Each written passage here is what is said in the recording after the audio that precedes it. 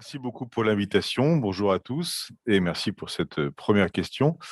Écoutez, la vérité, c'est que l'économie sociale et solidaire existe en France sans avoir eu besoin d'une loi la définissant. C'est une réalité qui existe depuis des dizaines d'années, voire même depuis plus d'un siècle. Je pense que c'est politiquement découverte il y a environ 40 ans, mais il est vrai qu'elle avait besoin à la fin des années 2000, oui, à la fin des années 2000, d'une reconnaissance qui tardait à venir dans les politiques publiques. D'où la revendication des acteurs de l'économie sociale et solidaire d'avoir une loi. Une loi qui a d'ailleurs commencé à être préparée par les acteurs eux-mêmes. Il y a même eu un rapport parlementaire en fait avant la loi de 2014. Mais cette loi elle visait surtout en fait d'abord à reconnaître l'économie sociale et solidaire en France comme étant une réalité, avec des principes et les valeurs que l'ESS revendique assez traditionnellement, et puis également une revendication d'organisation de l'écosystème institutionnel de l'ESS. Il se trouve qu'à l'élection de François Hollande, il y avait une feuille de route qui avait été dictée par François Hollande autour de quelques principes.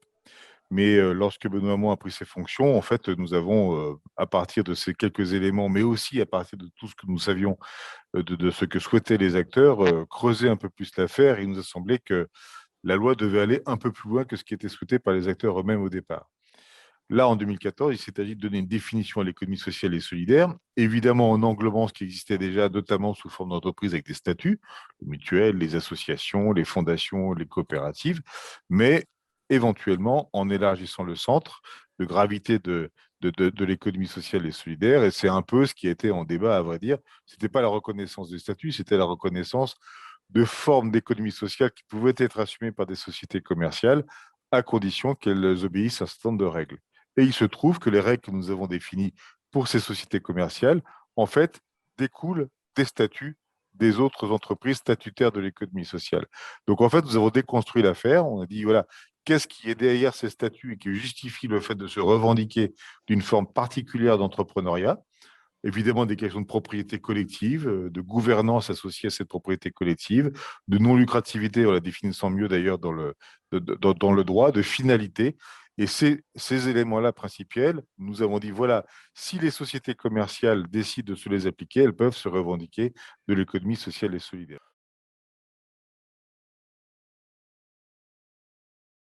Il y a eu deux motivations. La première, c'est que je pense on n'avait pas fait totalement le travail comment dire, de, de, de travailler à la performance de l'écosystème de l'ESS. En France, il est très explosé entre les recoupements par famille. Je l'ai cité, la Chambre française de l'ESS qui représentait à l'époque ces familles-là, mais aussi les chambres régionales, mais aussi d'autres types de mouvements d'acteurs, et je ne vais pas m'étendre.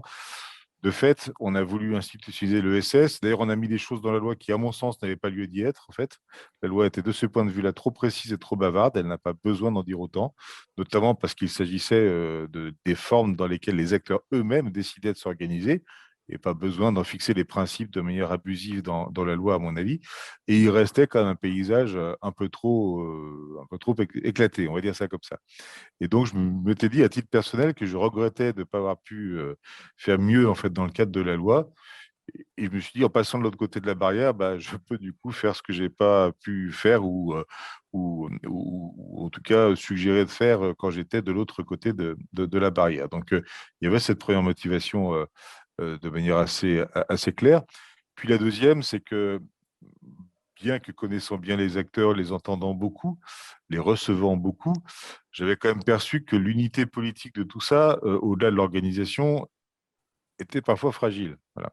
Au-delà de la revendication d'un certain nombre de principes et de valeurs, le discours, je ne parle pas de discours partisan, hein, je parle de discours de définition politique de ce qu'est l'ESS, était encore un peu fragile, notamment par rapport à notre utilité vis-à-vis de la société, notre adéquation aux nouveaux modes de consommation, aux problématiques de responsabilité sociale vis-à-vis du reste de la société. Tout ceci n'était pas très qualifié, à vrai dire. Et c'est pourquoi j'ai lancé le chantier de la République de l'ESS. Parce qu'en fait, il m'a semblé que ce qui nous manquait avant, c'était une définition juridique commune, ça c'était fait par la loi, mais il nous manquait aussi une définition politique.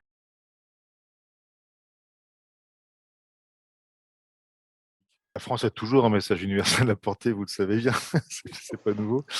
Non, sans forfanterie, je pense que la France fait partie des pays, pas, c'est pas le seul, des pays qui, sur l'ESS, essaient d'être un peu en avance. D'abord parce qu'il y a une histoire qui plaide pour. Il y a un ancrage dans la société française. C'est pour ça d'ailleurs, qu'on a appelé la République de l'ESS, parce qu'on pense qu'on fait partie du contrat social républicain français. La protection sociale est issue du monde de l'économie sociale en France, une bonne partie du monde de la banque, mais des services sont aussi issus de l'économie sociale. La cohésion sociale en France dépend des acteurs de l'économie sociale et solidaire. Donc oui, on pense qu'on a ce rôle-là en France, qu'il est méconnu, que nous-mêmes, on hésite à le dire, parce qu'on ne sait pas très bien comment le dire. Et donc, de ce fait, on considère que notre longue histoire avec l'économie sociale et solidaire en France peut nous autoriser à avoir quelques ambitions à le dire à un cadre un peu plus large.